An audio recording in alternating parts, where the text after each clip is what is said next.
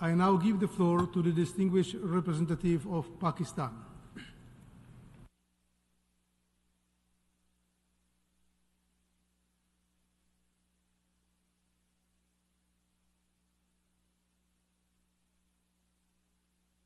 His comprehensive report. It reflects a world in turmoil marked by conflict, climate emergencies, inequality, and geopolitical fragmentation. Yet, it also demonstrates the enduring relevance of the United Nations as the cornerstone of multilateral action.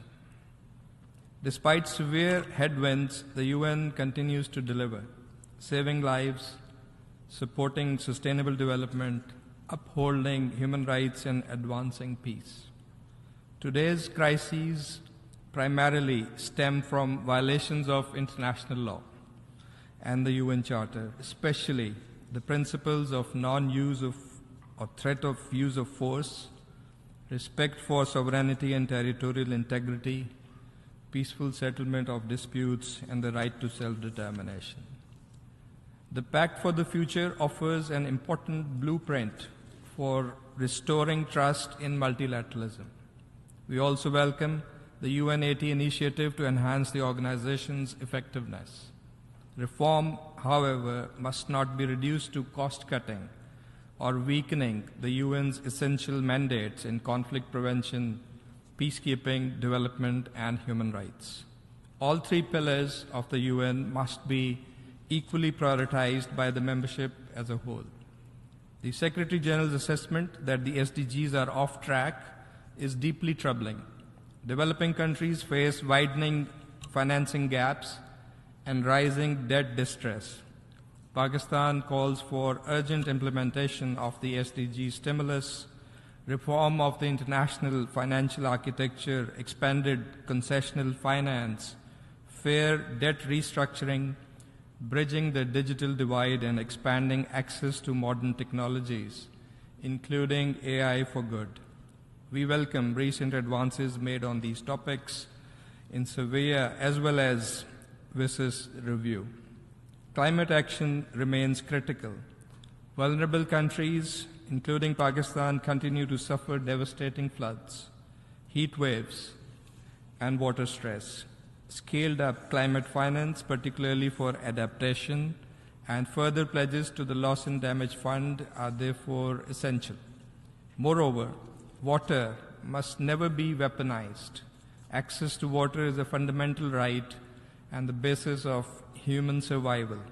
Compliance with treaties and international obligations is essential for the credibility of rules-based international order. President, peace and security are under unprecedented strain. Wars in the Middle East, Europe, and Africa, along with continued denial of self-determination, notably in Palestine and the occupied Jammu and Kashmir, undermine the credibility of the international system. We must ensure implementation of UN Security Council resolutions and use all charter-based mechanisms to promote just and peaceful settlement of disputes. Pakistan strongly supports diplomacy, mediation, and peace building. The UN's good offices, preventive diplomacy, and peace operations must be employed more decisively to prevent escalation and resolve conflicts through political means. The accelerating global arms race is deeply alarming. Rising military expenditures divert resources from development and increase the risk of catastrophic wars. Pakistan reiterates the need for a new global consensus on disarmament based on equal and undiminished security for all states, including renewed momentum toward nuclear disarmament and restraints on emerging weapons technologies. President, global efforts to combat terrorism have fallen short. As a country that has suffered enormously from terrorism, Pakistan believes that an effective response must address all four pillars of the UN global counterterrorism strategy, including root causes, far-right extremism, xenophobia, and Islamophobia. We strongly support reform of the Security Council to make it more representative, democratic, transparent, and accountable, a council that reflects the interests of all member states, not an expanded club of the privileged few. The intergovernmental negotiations remain the only legitimate forum to advance Security Council reform. It must be a reform for all, privilege for none. I conclude by affirming Pakistan's firm commitment to multilateralism and upholding the UN Charter and contributing constructively to the UN mission of advancing sustainable development, promoting peace and protecting human rights for all, and leaving no one behind. I thank you very much.